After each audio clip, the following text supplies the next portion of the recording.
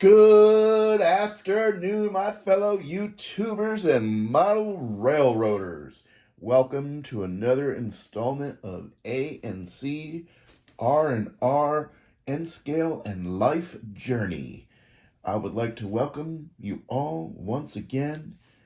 Thank you for watching, and let's get into this. So, I have this lift-out bridge idea that I've had for a while, and I've been working on it, and I've modified it quite a bit. So here's the deal. I have finally gotten it to where it is totally viable. So this right here is the shape of my lift-out bridge. It was a little flimsy with just the 2-inch foam.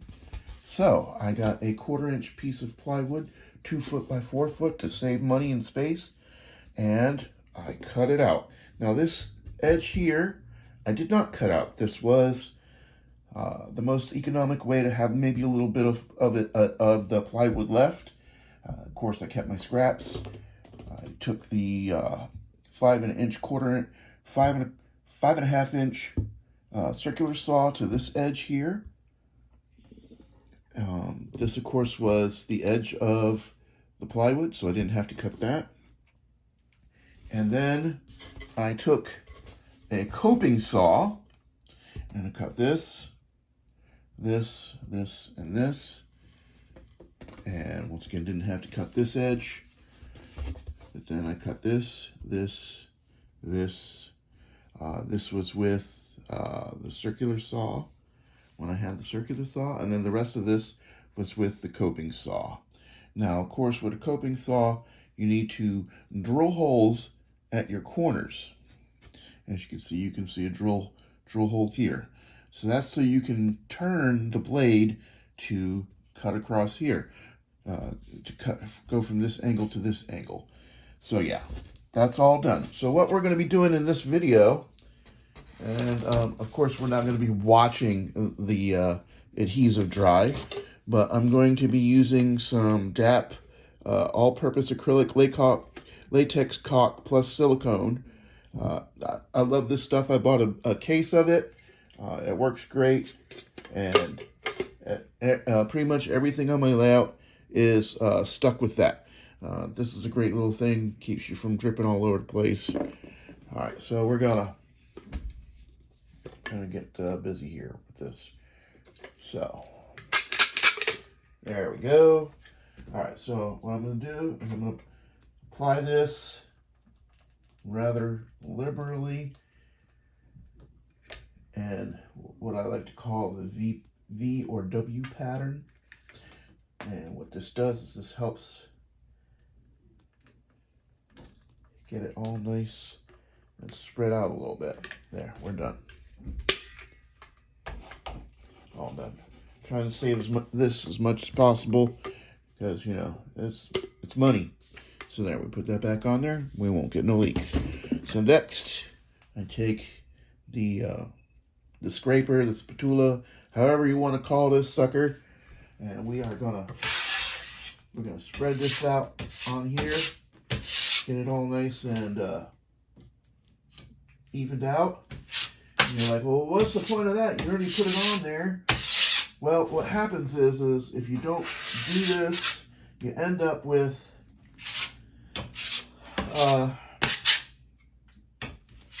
bubbles between the things that you're trying to stick together. So yeah, and that's why I do this.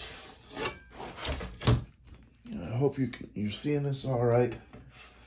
You don't really need to get it to the edges, just kind of. And what's great about this stuff is it as long as you're working it stays pretty pliable.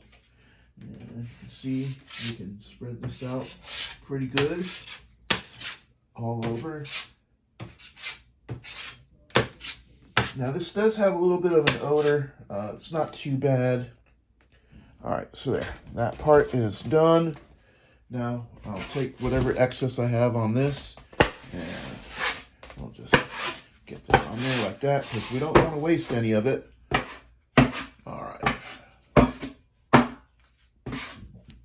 All done. All right.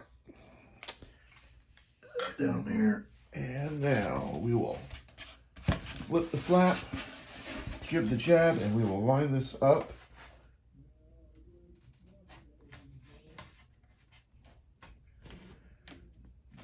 Now I've already test fit this, so it's good to go. All right, and now, for those of you who don't want to go out and spend money on 1, 2, 3 blocks or what have you, this is my method. Used water jugs, 1 gallon water jugs. So I have a BiPAP, a CPAP breathing machine because I have central sleep apnea and I stop breathing in the middle of the night. So I need distilled water for my machine. And I'm telling you what, there ain't nothing better than 5-pound weights, because that's how much a gallon of water is. It's about 5-6 pounds. And you put those up there on there like that. And of course, 5-gallon paint jug. Or yeah, that's 5 gallons of paint. Or a gallon of paint, I don't know, I don't care. It's money, it's paint, it's weight. But yeah, we just put that on there like that. We're good to go. I mean, you can use anything for weight. Look, I'm using isopropyl alcohol containers for a little bit of weight there. But yeah, that's what I use for weight. And we'll let that sit up for 24 hours. And then she's ready to go. But yeah, that's it. Thank you for watching. And like I said, we're getting there. Next thing is I'll probably be putting my track on that once it's all dried out and drilling some holes for the power to the track for those for the bridge. Alrighty, thank you for watching. God bless, and thank you for subscribing and watching and liking, and have a good one.